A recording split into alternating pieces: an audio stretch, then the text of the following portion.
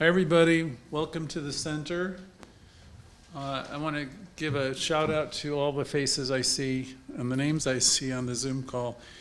And as always, we want to welcome the people that are on Instagram and YouTube and Facebook Live. And it'd be great if you send us a chat and we could invite you into the Zoom call, because afterwards we have some wonderful discussion. You don't have to talk, but you're welcome to. We go around and everyone can say hello or comment on what it's like being themselves. It's a great way for you to feel a part of the center. And we always have a lot of people talk, so I should put out also that we've gotten some feedback that we want to keep our comments brief so everyone does have a chance to share. But do join us on the Zoom call. Just send us a message and we will show you how to connect. This evening, in thinking of attitude, I was reading through the lesson, trying to improve it and change it. There's 4 different versions of, in our self-healing course, 4 different versions of this subject of developing a healing attitude. And I thought of the lesson. I thought, well, what can I say about it different this time that I haven't said before? And I went to the Science of Mind textbook written by Ernest Holmes. Ernest Holmes, by the way, was the founder of the teaching. Louise, in case you do not know it, was a student here at our center back before she wrote the book, You Can Heal Your Life. So Louise got her education from reading the same material that comes right out of this book. And tonight I went to a paragraph that I think synthesizes a lot.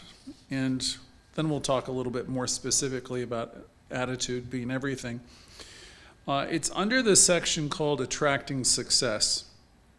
And Ernest Holmes wrote, and first of all, I'll say, when we talk about demonstrating things, it's a term that we use. It's like a manifestation. If I'm a super attractor, as Gabby Bernstein would write, you're going to attract something. What you're going to attract will represent a demonstration or a manifestation. So all of us attract a lot of things, and then all of us, we see the fruits of our consciousness all over our life, because our life is lived in such a way that what you contemplate, what you think about, bring about. So you bring about. So let's go with what Dr. Holmes wrote here under Attracting Success. He said, what we mean by demonstration is it's bringing things into our experience, something that we had not experienced before. We're bringing it in as a result of conscious thought. So in other words, consciousness. We're bringing something in that we haven't experienced before as a result of conscious thought. And unless it is possible to do this, then our whole teaching is a mistake and a delusion. He says, unless there is this thing, this divine principle or subjectivity, which of itself, without any help or assistance, can produce things, and it will, then there is nothing in this teaching. He said, but the fact is there is divine principle, and what it does for us, it must do through us. This is such an important point that I try to drive home several times every month at least. Whatever this universe, this God, this source, right? You can call it 1,000 things. Whatever, first of all, it is. He says it is. Call it whatever you want to call it. There is a divine thing, a principle, and what it does for us, it must do through us.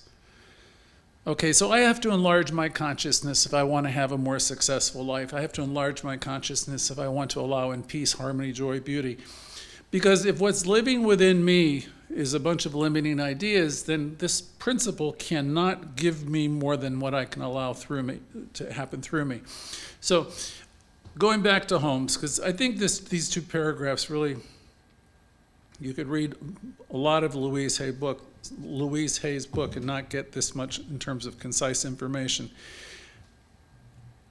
Holmes once again says, there is this thing within you, this divine principle, and what it does for us, it must do through us. Our part in this demonstration or manifesting a better life. Excuse me, our part in this demonstration is to set the whole thing in motion. Okay? In other words, to have the consciousness right. If you have your consciousness right, if you have your word, what he called your word right, then you set this whole thing in motion, compelling it through the law, compelling it, and the result is your manifestation. So you have power, and you can use it. Louise Hay would say it's all very simple, and it is. The subjective state that we have, the subjective state of man's thought decides what's going to happen. Okay? Whatever is living inside of you is deciding what's going to happen in your objective life. The subjective state of our thought is the sum total of our thinking and knowing. I'll say that again. The subjective state of our thought is the sum total of our thinking and knowing. So my consciousness is going to be, my conscious thought, the things I think about all through this week. That's why I ask the question every week, what's it been like being you? My consciousness is going to be comprised of my day-to-day thinking. It's also going to be comprised of all the stuff that's the old ideas that are inside of me.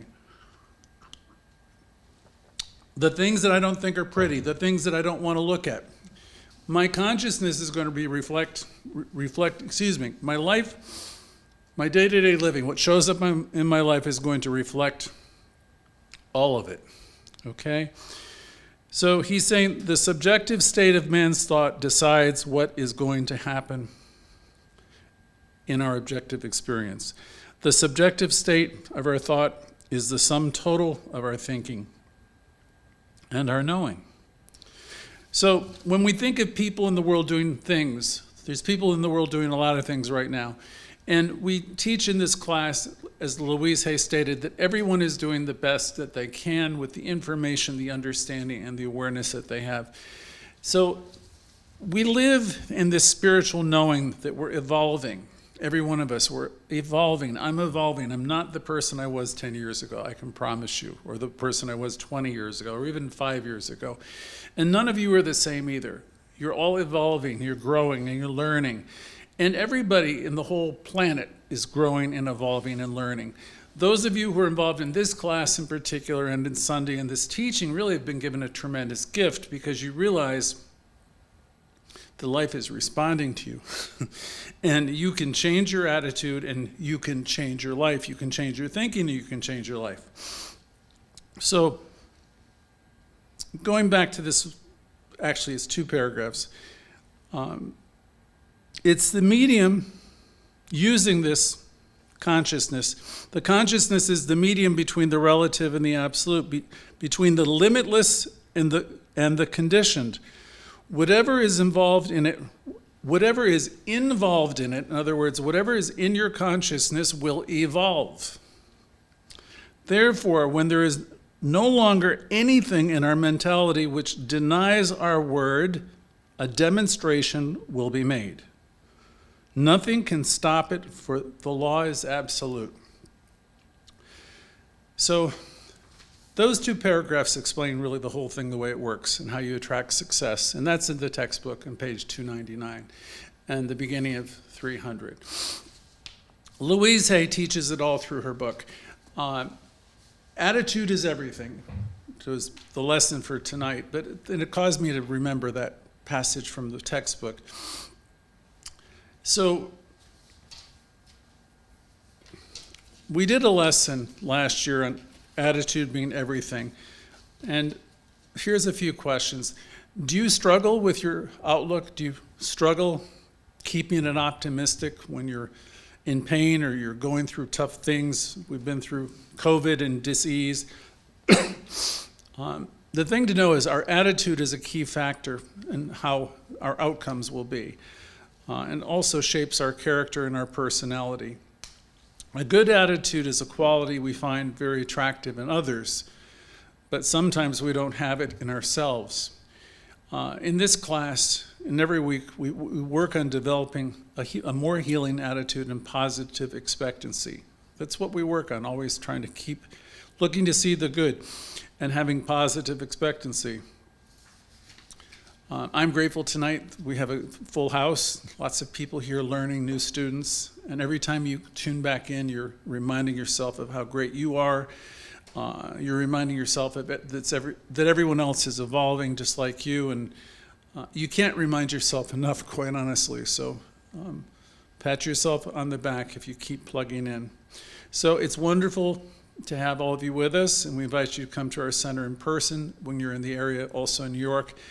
And it's good to interact with you on Zoom. You can become a member of this center too. Send Jimmy a message and we'll let you know how that can happen. Annual memberships right now are just $50, really inexpensive. You get a lot from it. So 42 years ago, I got involved in a 12-step program, and I remember there being a saying, a slogan, cultivate an attitude of gratitude. And at that point, I thought it was a little bit abrupt. But over time, 40 years is a long time to think about something. And I can see that slogan, if you do it, if you employ it, if you put it in your quiver of bows and arrows, if you just can cultivate an attitude of gratitude, it becomes a very big tool in your toolbox. If you keep working on having an attitude of gratitude, it will do a lot in terms of self-healing. So this attitude is a tool definitely for self-development and self-healing. It's powerful, and it can potentially change everything. It's a tool for self-development, really powerful. So I just look back on all those years, and I can realize what a difference it has made.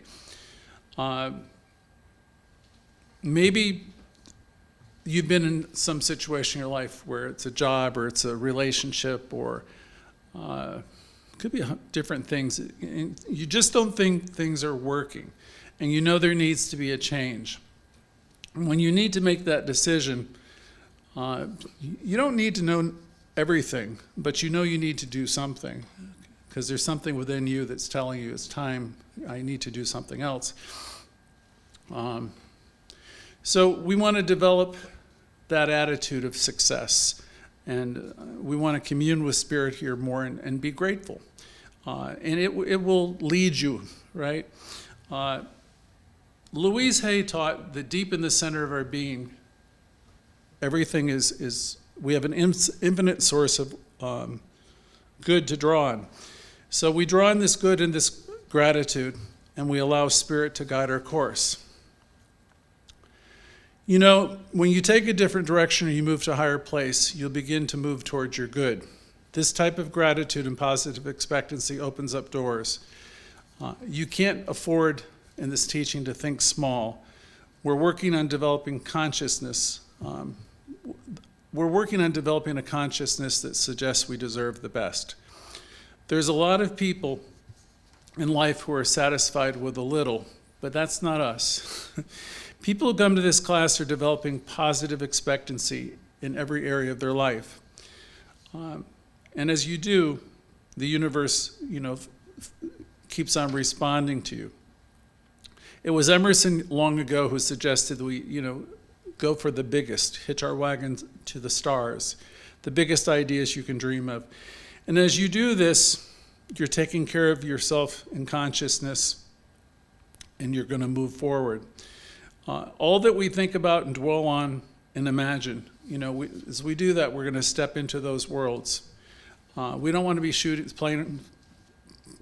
playing a small life or shooting for molehills when we could be shooting for the stars.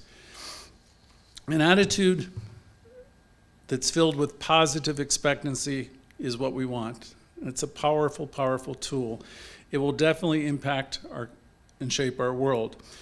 Having a bad attitude, in contrast, or being highly critical, can be like a poison that cripples us and robs us of most everything that we value.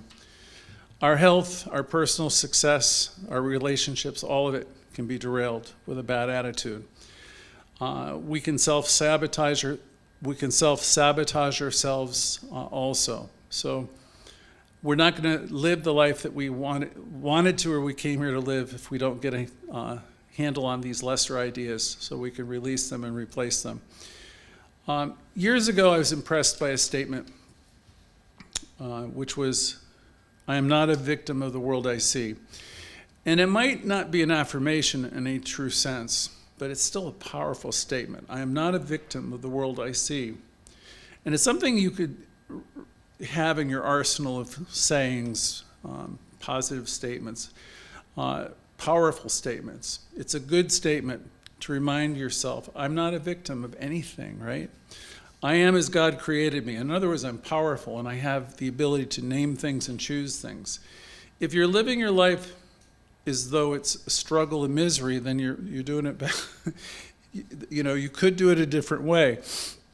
So if you're working in your life so your life is working against you, it's good to slow down and get a grip on this.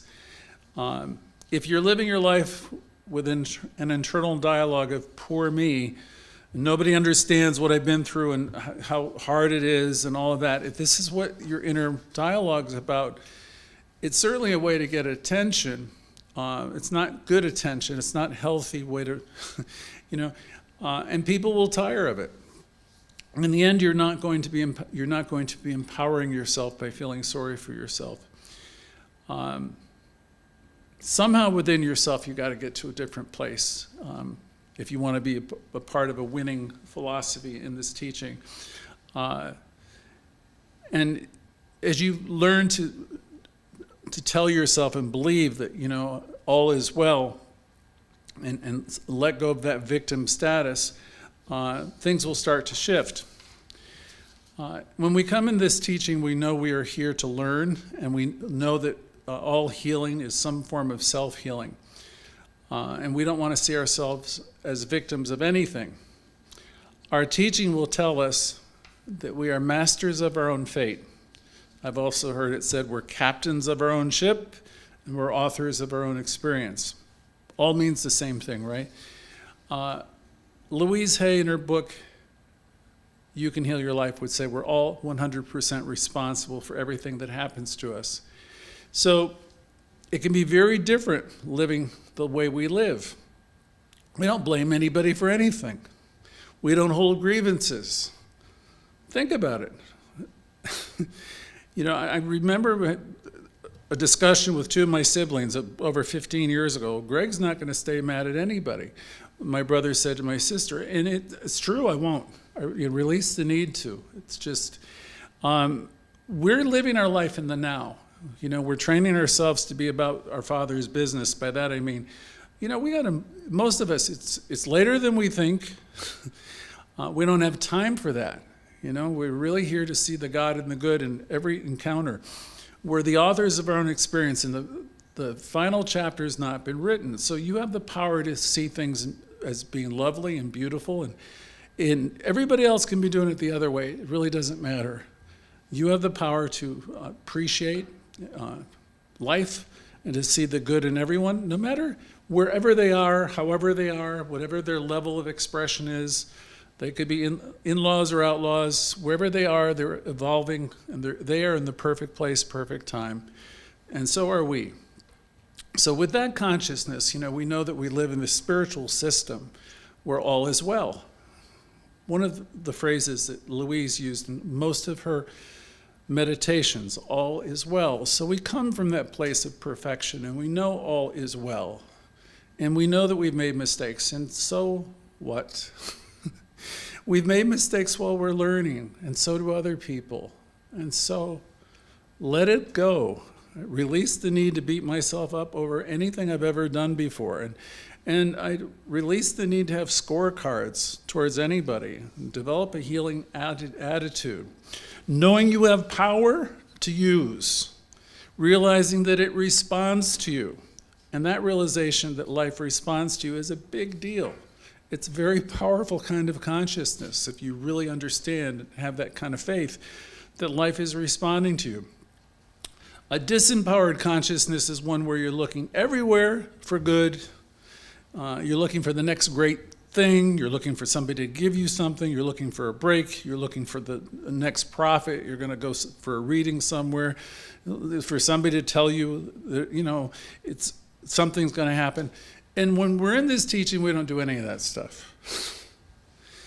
We know that this journey doesn't have a distance. It's a journey without a distance, right? We know it's not about when your ship is going to come in, or when you get a new boyfriend, or you get a new job, or you get through this course of study.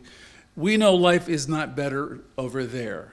We know it never works that way. We know that the kingdom or the promise, the riches, however you want to think of it, we know that it's all in us, operating through us right now. There may be no tomorrow. The kingdom is here. So we have this rich mentality and this consciousness, and we know that we can open up avenues in mind in a new moment. All it really requires is a new moment, right? So each and every moment is for giving. It's for bringing that consciousness of love into the moment and for letting go of the nonsense. It's no wonder success and happiness elude so many people in the world, because they're looking for it in all the wrong places. That success is here right now in you, operating through you. It's never outside of you. Again, it's always this inner journey. The journey, again, without a distance to a place most people don't live. So it's always here in you, operating through you. And yet it's, as I often say, it's the best kept secret of the ages. People of every type of religion go off everywhere to everyone looking for the answers, when the answers can be quite easily found inside of ourselves. The thing about spirit too, spirit is always wooing you, attempting to get your attention. You have this internal guidance system. So if you take the time to pause and listen and invite it in, the guidance is always there. So no one in this class, no one in this center who seriously practices this teaching thinks of themselves as a victim. We all know we've had setbacks. I have them, you've had them, and sometimes it's really tough. But all of these setbacks can be thought of as setups for greater opportunities. Everything that's happened to me, and I believe for you most likely, has been an opportunity ultimately for you.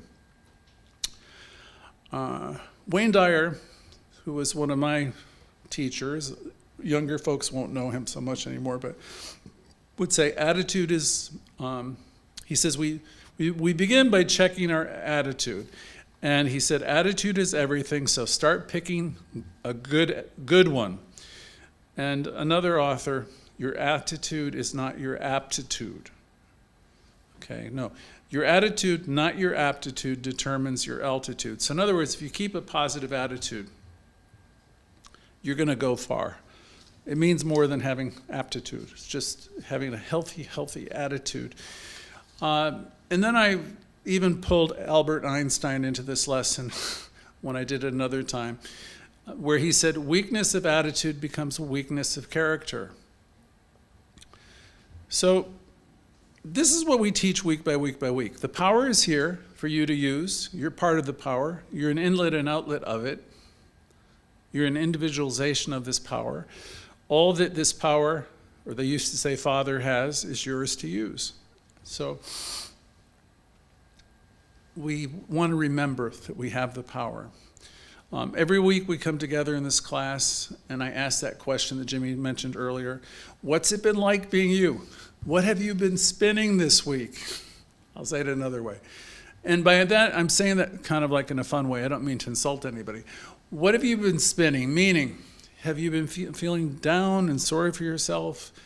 Have you been remembering that you're connected to this one source? Have you been remembering that you have what you need? And I'm not here to make anybody wrong ever. But the thing is, I want you to know that there's a law that responds to you, okay? And that the universe is always trying to get your attention. So we trip up and we forget. Remembering and forgetting, it's a game that we play. But when we bring ourselves to a connection, a remembrance of that connection, that we're one with Spirit, then we have this guidance that's operating within us, and we turn to it, and we have the answers we need. So we always want to slow down, take that pause as we talk about from time to time, and be still and know that this power is here operating through us, guiding us and moving us. So when we go to our break, we'd love to have you say, hi, I'm so-and-so, and we got to keep it moving, kind of brief, so everybody can share. And what's it been like being you this week? You have all the power you need to create any kind of life you want, and that's the reason we come here to this class, is to be reminded that we're one with everyone, we're one with life, and we have the power to change and to evolve, and we're committed to do that. And this group is committed to supporting you in consciousness to evolve in light and love. And so ends this evening's section, and we're going to see you all in 1 minute. Thank you.